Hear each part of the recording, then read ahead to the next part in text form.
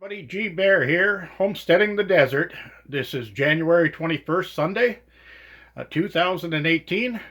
And I want to show you, I didn't actually shoot a video yesterday because we had some wind. And I mean, we had some wind. Uh, I heard 40-mile-an-hour gusts, but from what I saw, there were gusts probably hitting 55 or 60. And had a little damage. What you're looking at here on my TV, these two little styrofoam cups, I put those on there because the speakers on this thing, on this TV, are underneath and they shoot downward.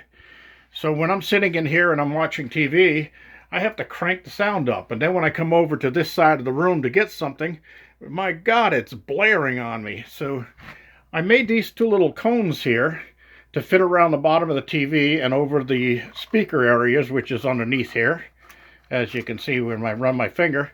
And what that does is it kicks the sound out forward, so I can keep the volume down a lot lower, and it goes all the way across the room. All right, well, with the wind yesterday, one of the casualties was it actually broke the pipe in half that was holding up my TV antenna. Looks like I'm going to have to put guy wires on that sooner or later, but I got it repaired. I rethreaded it and put it together. What you're looking at down here is the ballon, and this is an exterior ballon. There's a plastic cup that goes over to the other end, but it destroyed this when it came down, and I wanted to show you. Some people have asked on my video that I did with my high gain antenna. I was explaining what a ballon does.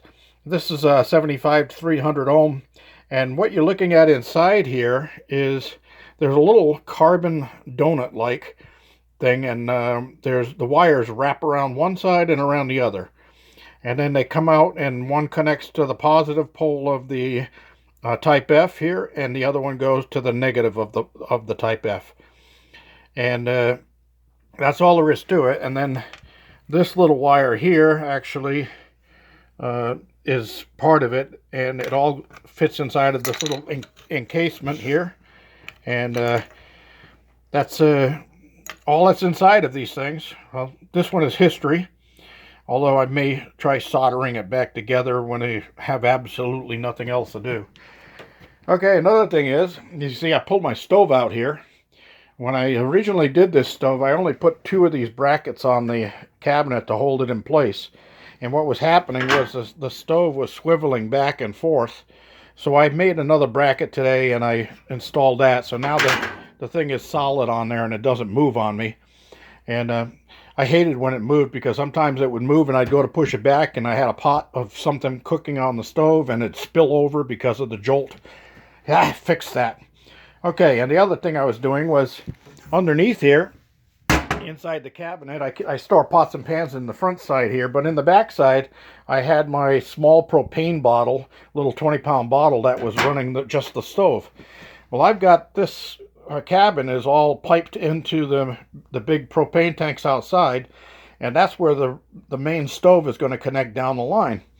So I got the measurements for everything that I need, and I'm going to go over to my friend Jose's propane place, and while I'm getting the small tanks refilled, I got two of them to get filled, I'm going to have him make me up a connector that'll go from that gas valve down there up to this stove, so I could just run this off the cabin propane instead of having to have a bottle underneath there, and that'll free up some storage space. I know it's temporary because my big stove is coming up here with an oven in it and all of that.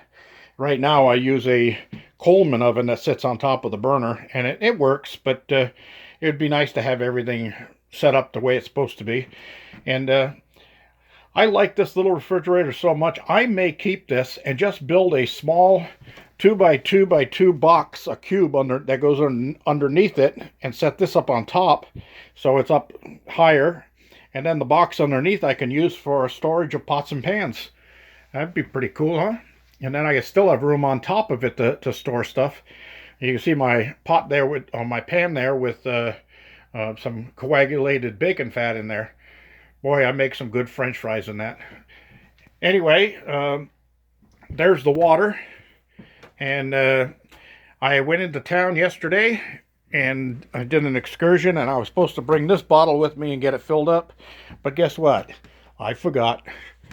And with all the wind blowing and all of that all day, it was just really hectic. You couldn't do any work. I mean, the stuff was just blowing around like crazy. Uh, anyway, let's get out here and I'll show you. There's my antenna, the post up there, and that's where I cut and threaded it right there so that I could put the two pieces together again. And I'm getting good reception on it, so hey, fine with me. Let's see. Oh yeah, I was talking about going into town. Because it was windy and there was really not much to do, one of the things I did was I drove into Hellendale, town nearby, and I found a little mom and pop hardware store there called Harry's, and I met Harry inside there and his dog, and we had a little chat, and I told him what I was doing and where I was at, and he says, "Oh, that's great." And we talked about desert ground squirrels and stuff like that, and water and so forth and so on. And they have one of those water machines down there also. There's also a gas station there. There's a supermarket there. There's a Dollar Tree store there. There's a lot of stuff that I can use over there.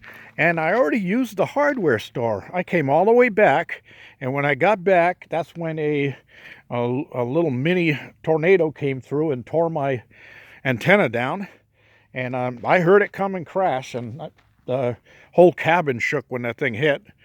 But when it tore up that ballon, that transformer, I had to go get another one.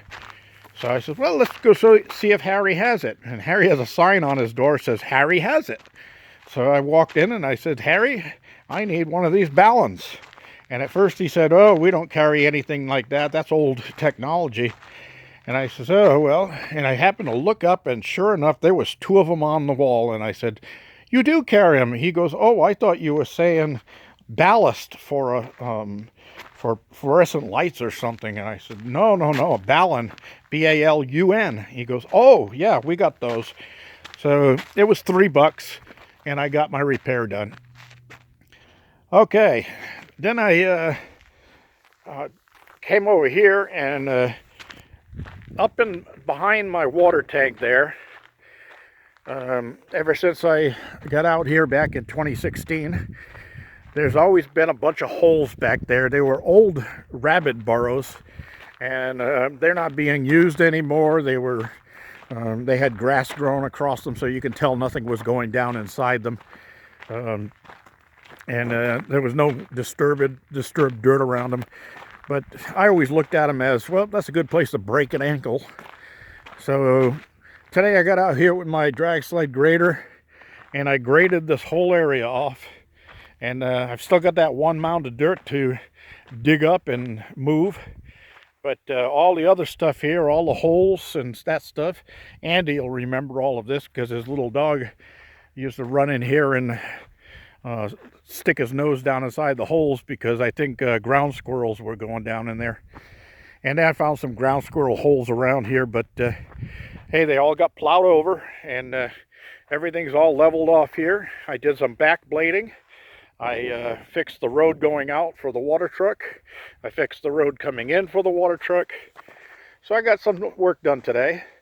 And then I watered all my trees in the orchard. And I used about 1/3 of a barrel here. And I put Epsom salts around the bases of all of them. And I put some time release, 3-month time release fertilizer around the bottoms of them. And I noticed that this one, not so much, but it does have some little buds here starting to show up on the tops of the upper branches. The squirrels have been getting up here, and you can see that, let's see if I can get that. Yeah, see how they've been chewing the bark off? And this one is doing a little bit better. You can see growth on the tips here, and up here you can see growth on the tips. So hey, these might come back. These are apple trees, and this one over here is showing some signs of growth on the tops here. And I hope I'm not holding this video camera upside down. I hope it sets to whichever way it wants to go, because I just looked at it and I realized that I do have it upside down from the way I usually use it. Well, we'll see. And this one here, you can see it's got some green growth growing at the top of it. So, you know, hey, some of these may come back. This multi-cherry tree, I don't know. These little blades are homemade plastic blades I had on that turbine that got shredded in the wind. So I'm going to have to make some aluminum blades that won't shred. And yeah, I'm seeing some buds on these trees also. And I'm seeing some buds on these trees. It got cold last night. It was down when I got up this morning. The outside temperature was 26. But hey, it didn't bother me inside. The heater ran a couple of times during the night, and when I got up, it was still 68 degrees inside the cabin. So it could be 26 outside all day long. What the heck do I care? And my coffee maker woke me up at 6:30. I got up and had some nice hot coffee, then my breakfast, and I got out here and got some work done. And here's the drag sled back in place. And I did have a question somebody asked about how I built this. Well, the base of this, I said once before in one of my other videos, the base of this is from an old treadmill I got from J&R and a couple of my customers. And the hooks where the chain go in, those are actually where the rollers on the treadmill used to go. And I made this diamond plate to go on the back side here, and that does my scooping for my leveling for me. And then the cutters, I got two pieces 10-inch there, opposite directions. The first one's on the front. I've got so it directs the dirt into the center of this unit.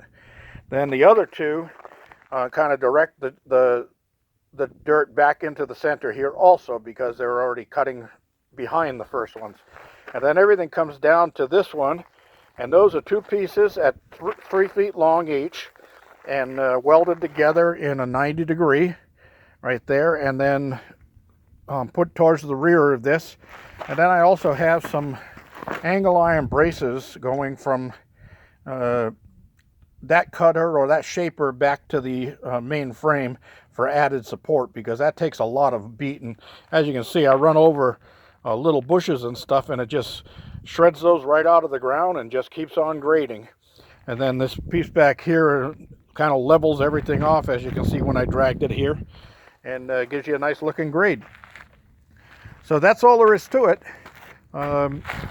If you come across a treadmill base and you decide to make one of these and need more measurements, I can shoot a separate video using a tape measure and show you the exact measurements there.